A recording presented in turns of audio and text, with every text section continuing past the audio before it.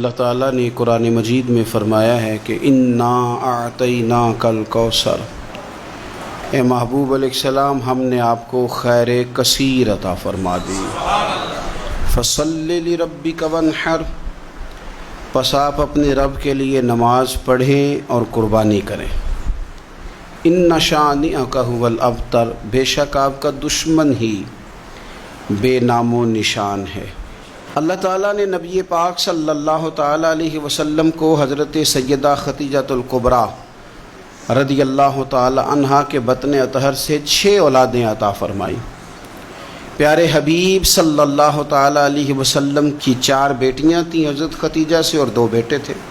اللہ تبارک و تعالیٰ کی حکمت کاملہ کی حضور کے دونوں بیٹے وصال فرما گئے۔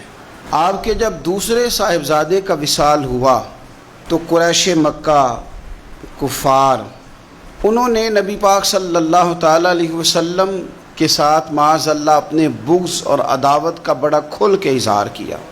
کل تک یہ لوگ صادق اور امین کہہ رہے تھے، اور آج جب ان کو دعوت دین دی ہے تو ان کی دعوتیں باہر آنے لگی ہیں۔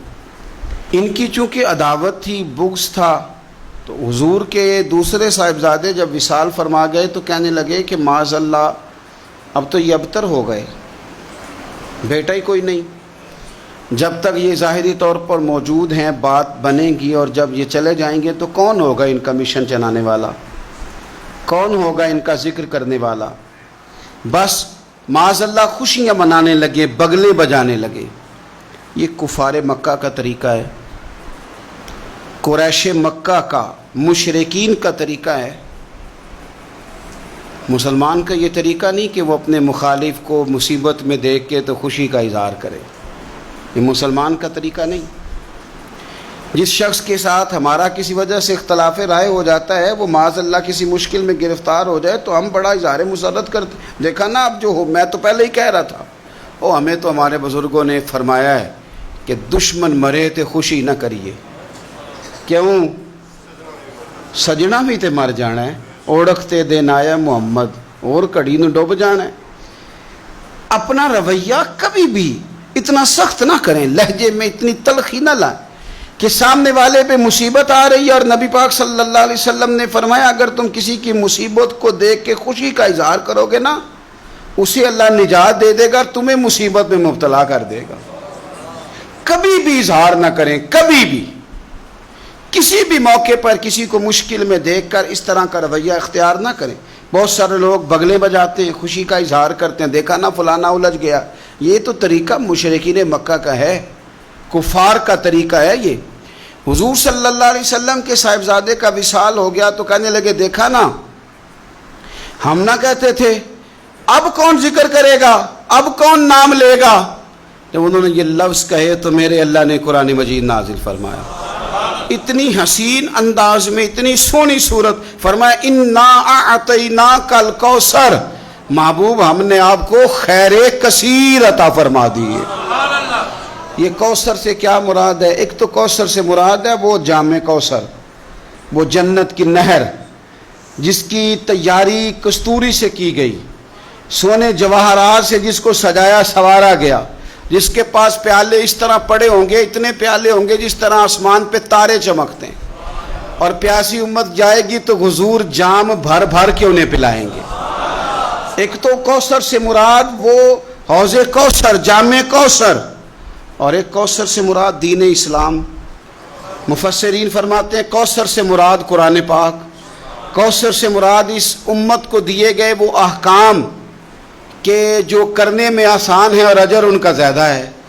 کوثر سے مراد نبی پاک کے معجزات، اسی کوثر سے مراد رب فرماتے حبیب انا اعطیناک الکوثر، جس طرح کی اولاد آپ کو دی ہے کسی کو نہیں دی۔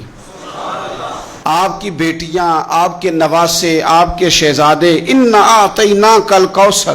کیا شان ہے سیدہ زینب کی، کیا شان ہے حضرت رقیہ کی، کیا شان ہے ام کلثوم کی، سیدہ طیبہ طاہرہ ام کلثوم کی، کیا شان ہے سیدہ فاطمہ الزہرا کی، کیا مقام ہے مولا علی شیر خدا، کیا رتبہ ہے امام حسن کا، کیا مقام دیا ہے اللہ نے امام علی مقام امام حسین کو۔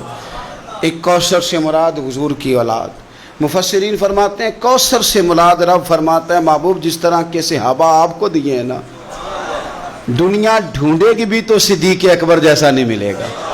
زمانہ تلاش بھی کرے تو فاروق اعظم جیسا پا نہ سکے. حضرت عثمان غنی کی مثال دوبارہ نہ ملے گی. اور قیامت تک میدان بھی سجیں گے، جنگیں بھی ہوں گی، لیکن چرچے اور تذکرے مولا علی شیر خدا کی تلوار کے کیے جائیں گے. حضرت عبداللہ ابن عباس فرماتے ہیں کوثر کا معنی ہے حبیب آپ کو خیر کثیر عطا کر دی، اور کریں گے نہیں کر دی، کریں گے نہیں کر دی، دے دی محبوب خیر کثیر، آپ کو خیر کثیر دے دی. اب آپ پتہ کیا کریں، فصلی لربک، آپ اپنے رب کے لیے نماز پڑھیں.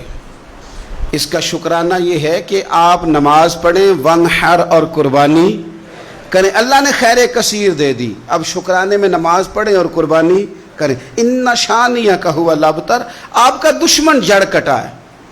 ابتر عربی میں اس جانور کو بھی کہتے ہیں جس کی دم کٹی ہوئی ہو. آپ کا دشمن دم کٹا ہے.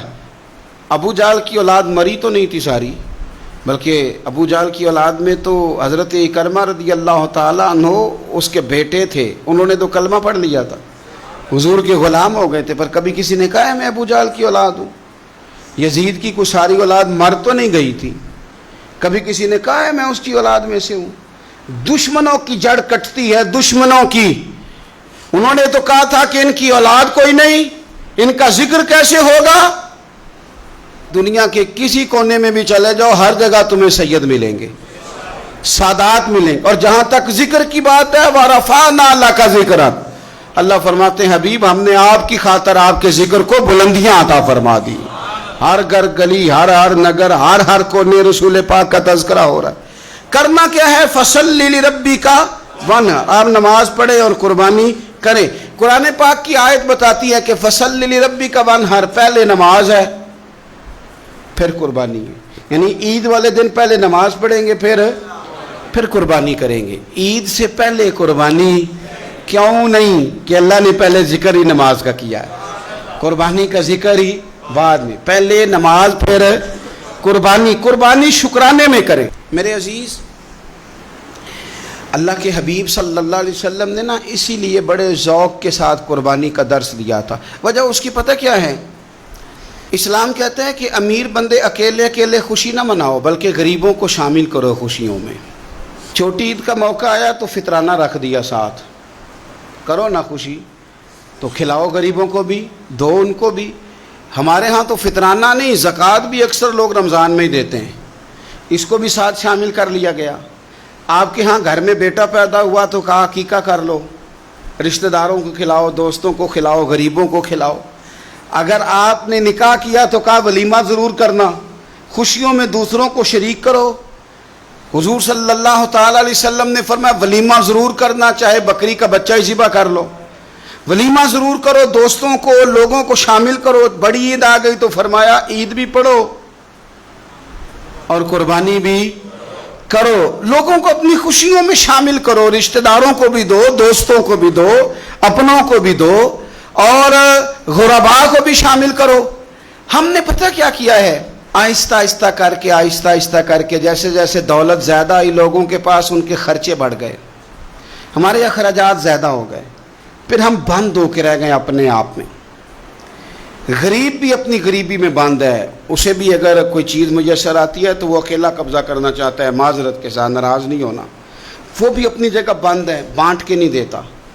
اگر غریب بھی تھوڑا تھوڑا بانٹے، دائیں بائیں دیکھے، تو پھر تو میرے رسول پاک کا وہ فرمان بھی بڑا خوبصورت ہے کہ حضور نے فرمایا کہ گوشت پکاؤ تو شوربہ زیادہ کر لو، چلو پڑوسیوں کو بھی شامل کر لو. تو غریب بھی اگر شوربہ زیادہ کر لے تو وہ بھی اس معاملے میں تو آگے. امیر نے کیا کیا ہے، امیر نے دوستیاں بھی امیروں سے لگا لی، تعلقات بھی امیروں سے بنا لیے، اینک بھی امیری کی لگا لی، اسے نظر ہی کچھ نہیں آتا. آپ صدقات کریں، خیرات کریں. میرے نبی پاک صلی اللہ تعالی علیہ وسلم حضور فرماتے ہیں جب تم صدقہ دیتے ہو نا اللہ تبارک و تعالیٰ بے نیاز ہے ہر چیز سے، لیکن جب تم صدقہ دیتے ہو تو اللہ تعالیٰ اپنے دائیں دستے قدرت میں تمہارا صدقہ لیتا ہے۔ اللہ ہاتھوں سے پاک ہے جو اس کی شان کے لائق، اللہ اپنے دستے قدرت میں تمہارا صدقہ لے لیتا ہے۔ اور فرمایا جس طرح تم اپنے گھر میں بچڑا پالتے ہو نا، اس طرح رب تمہارے صدقے کو پالتا ہے، تمہارے صدقے کو اللہ پالتا ہے۔ شارحین حدیث کہتے ہیں یہ پلا ہوا صدقہ ملے گا تمہیں قیامت والے دن، اور یہ صدقہ دینے سے آپ طاقتور ہو جائیں گے، غریب کی مدد کرنے سے طاقتور ہو جائیں گے، آپ مضبوط ہو جائیں گے، آپ جرری ہو جائیں گے، دلیر ہو جائیں گے۔ آپ چھپا کے صدقہ کر کے تو دیکھیں، روح طاقتور ہوگی، دل طاقتور ہوگا، سینہ طاقتور ہوگا، آپ کے مزاج میں روشنی آئے گی۔ کسی غریب بہن بھائی کو دے کے تو دیکھیں تو صحیح، جب اس کے آنسو بہتے ہیں تو یوں لگتا ہے کہ ان ایک ایک آنسوؤں کے قطرے میں 1 کروڑ دعا شامل ہے۔ یہ کام کریں تو صحیح، پر ہمیں بھولتا جا رہا ہے۔ گاؤں سے آ کر پڑھنے والے بھول ہی گئے کس کی ماں نے کتنا زیور بیچا تھا، بھولتا جا رہا ہے۔ میرے نبی پاک صلی اللہ تعالی علیہ وعلا آلہ وصحبہ وبارک وسلم، حضور نبی پاک صلی اللہ تعالی علیہ وسلم فرماتے ہیں زمین اللہ نے پیدا کی تو زمین ہلنے لگی، اللہ تعالیٰ نے میخیں بنا کے، قلعے بنا کے پہاڑ زمین کے اندر لگائے، پیوست کی۔ فرشتوں کو بڑا تعجب ہوا کہ شاید سب سے طاقتور مخلوق ہی پہاڑ ہے۔ اللہ نے لوہا پیدا کر دیا، پہاڑوں کو گویا کاٹ کے رکھ دیا۔ فرشتے سمجھنے لگے سب سے زیادہ طاقتور ہی لوہا ہے۔ اللہ نے آگ پیدا کر دی، لوہا بھی پگھلا دیا۔ فرشتے سمجھنے لگے شاید سب سے زیادہ طاقتور آگ ہے، رب نے پانی پیدا کر دیا، آگ بھی بجھا کے رکھ دی۔ فرشتے سمجھنے لگے سب سے طاقتور شاید یہ پانی ہے، رب کریم نے ہوا دکھائی، ہوا نے پانی کا رخ بدل دیا۔ فرشتے بار بار تعجب کر رہے تھے تو رب کریم نے فرمایا کتنا کچھ سوچو گے، میں تمہیں بتا ہی نہ دوں سب سے زیادہ طاقتور کون ہے؟ یا اللہ بتایا جائے تو فرشتوں کو میرے رب کریم نے فرمایا ان ساری چیزوں سے زیادہ طاقتور تو میرا وہ بندہ ہے جو سیدھے ہاتھ سے صدقہ دیتا ہے اور دوسرے کو پتہ بھی نہیں چلنے دیتا۔ وہ بڑا طاقتور ہے، وہ بڑا مضبوط آدمی ہے۔ وہ عید کی نماز پڑھنے جب نکلو نا، پلٹ کے ذرا لوگوں کے کپڑے ایک دفعہ دیکھ ہی لینا۔ جب عید والے دن صبح آپ نکلا کریں تو ذرا دیکھ ہی لیا کریں کس کس کا رنگ کیا ہے، آپ تھوڑا غور ہی کر لیا کریں۔ لیکن ہم نا اپنی ذاتوں میں اتنے مست اور محو ہو جاتے ہیں، خدا مجھے ایسی خدائی نہ دے کہ اپنے سوا کچھ دکھائی نہ دے۔ تھوڑا سا نیچے اتریں، تھوڑا سا لوگوں کا خیال کریں، تھوڑا سا آپ دیکھیں اسی وطن کے اندر کچھ لوگ ایسے ہیں جن کی غریبی انہیں پریشان کرتی ہے اور ان کی خودداری انہیں آمادہ کرتی ہے، وہ کشکول طلب بھی نہیں پھیلاتے۔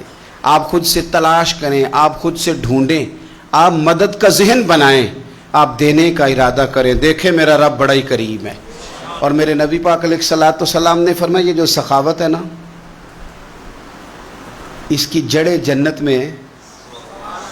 اس نے سخاوت تھام لی، گویا اس نے تھام لیا وہ درخت جس کی جڑیں جنت میں، اور یہ جو کنجوسی اور بخیلی ہے نا، بخیلی، اس کی جڑیں جہنم میں۔ اس نے اس کو تھام لیا، اس نے دوزخ کو تھام لیا۔ میرے رسول پاک صلی اللہ تعالی علیہ وسلم نا کھانا کھلانے میں بڑے راضی ہوتے تھے اور حضور ترغیب دیتے تھے کھانا کھلانے کی۔ اگر یہ فکر جو حضور نے بیان کی، یہ فکر ہمارے مزاج کا حصہ بنے تو دیکھیں کس طرح بات آگے بڑھتی ہے۔ اصحاب صفہ بیٹھے، انہوں نے کھانا کھانا ہے تو نبی پاک صلی اللہ تعالی علیہ وسلم فرمانے لگے جس کے پاس 2 لوگوں کا کھانا ہے نا وہ 3 کو ساتھ لے جائے، اور جس کے پاس 3 کا کھانا ہے وہ 4 کو ساتھ لے جائے، جس کے پاس 4 کا کھانا ہے وہ 6 کو ساتھ لے جائے۔ فرمایا 2 کا کھانا ہے تو 3 کو وہ پورا آئے گا۔ ہمارے ہاں اگر اعداد و شمار اکٹھے کیے جائیں نا تو ہمارے ہاں جتنا کھانا ضائع ہوتا ہے شادی پہ، بیاہ پہ، ولیمے پہ، عقیقے پہ، دعوت پہ، وہ ضائع ہونے والا کھانا اگر جمع کر دیا جائے تو کتنے غریب لوگ ہیں جن بیچاروں کو ہم اچھے کھانے میں شریک کر سکتے ہیں۔ اور وہ بہترین غذا استعمال کر سکتے ہیں.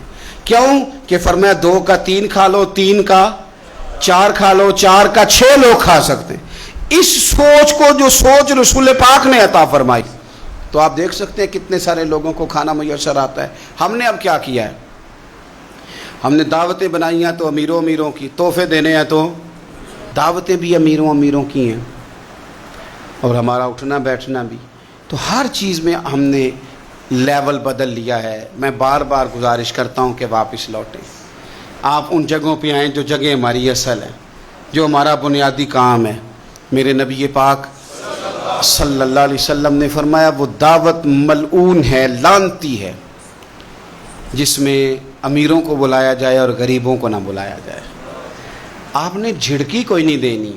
جب کوئی دروازے پہ گوشت لینے آ جائے, کھانا لینے آ جائے, کسی موقع پر کچھ لینے آ جائے تو جھڑکنا نہیں. آپ کا لہجہ ٹھیک ہو. کپڑوں کی دعوت نہ کریں, آپ گاڑیوں کی دعوت نہ کریں, انسانوں سے پیار کریں, اللہ کے بندوں سے محبت کریں. آپ دیکھیں کہ غرباء کے ساتھ جب آپ کا رویہ ٹھیک ہو جائے گا تو اللہ تعالیٰ آپ کو بڑے بڑے نصیبوں سے, بڑے بڑے رنگوں سے اللہ تعالیٰ آپ کو نوازے گا. میرے نبی کریم صلی اللہ تعالیٰ علیہ وسلم سے ابو جہل نے, ابو لہب نے مطالبہ کیا تھا کہ ہم آپ کے ساتھ بیٹھنا چاہتے ہیں, پر جب بھی آتے ہیں یہاں بلال حبشی بیٹھے ہوتے ہیں, صہیب رومی بیٹھے ہوتے ہیں, یہ غریب لوگ بیٹھے ہوتے ہیں, تو ہمارے اسٹیٹس کے لوگ بیٹھیں گے تو پھر ہم آئیں گے, ورنہ نہیں آئیں گے. رب رسول کا فیصلہ کیا آیا, اور میں تم نے بیٹھنا ہے تو بیٹھو, نہیں بیٹھنا تو نہ بیٹھو. بلال یہی بیٹھے رہیں گے, صہیب یہی بیٹھے رہیں گے, عمار بن یاسر یہی بیٹھیں گے, سلمان فارسی یہی بیٹھیں گے. غرباء اسی مقام پہ رہیں گے, ان کو اٹھایا نہیں جائے. تو آپ یہ عید کا جو موقع ہے, چھوٹی ہو یا بڑی ہو, اس کے بعد جتنے مواقع ہیں, اپنے غرباء کو نہ بھولیں.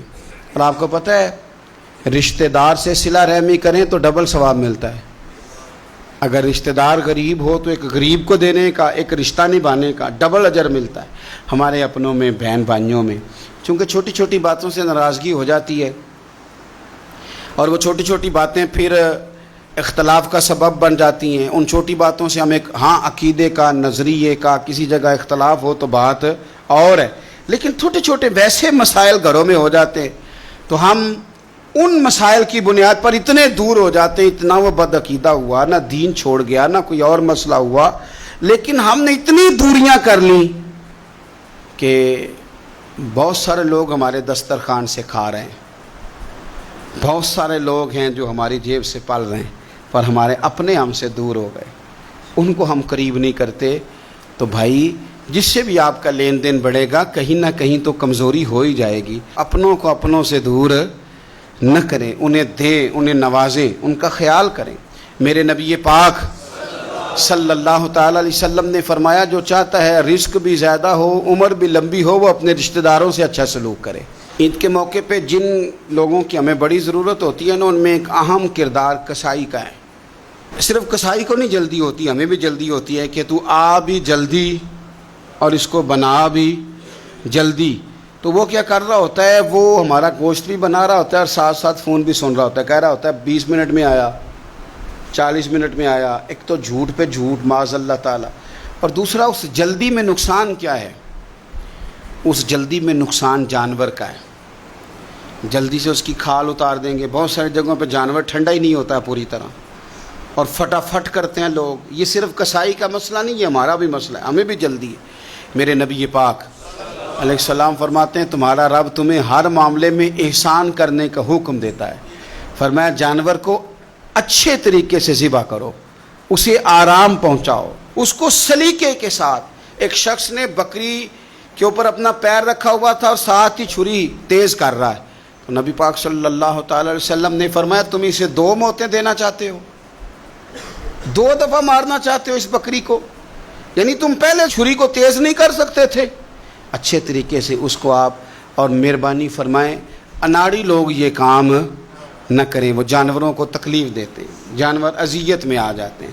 بالخصوص میں نے چند مقامات پہ اونٹ کو نہار کرنے والے لوگوں کو دیکھا ہے, انہوں بڑی زیادتی کی, جانور تکلیف میں آتے ہیں, بڑی بڑی دیر تکلیف میں رہتے ہیں. آپ تھوڑا سا, اسلام نے 3 دن رکھے ہیں پورے, پورے 3 دن رکھیں تو کس لیے رکھے ہیں کہ آپ آرام کے ساتھ سکون کے ساتھ اپنے جانور کو ذبح کریں، تو جلدی کاہے کی؟ اللہ تبارک و تعالی جو قربانی کرنے جا رہے ہیں ان کی قبول فرمائے، اور جو رہ گئی سال اللہ اگلے سال انہیں بڑی بڑی توفیق عطا فرمائے۔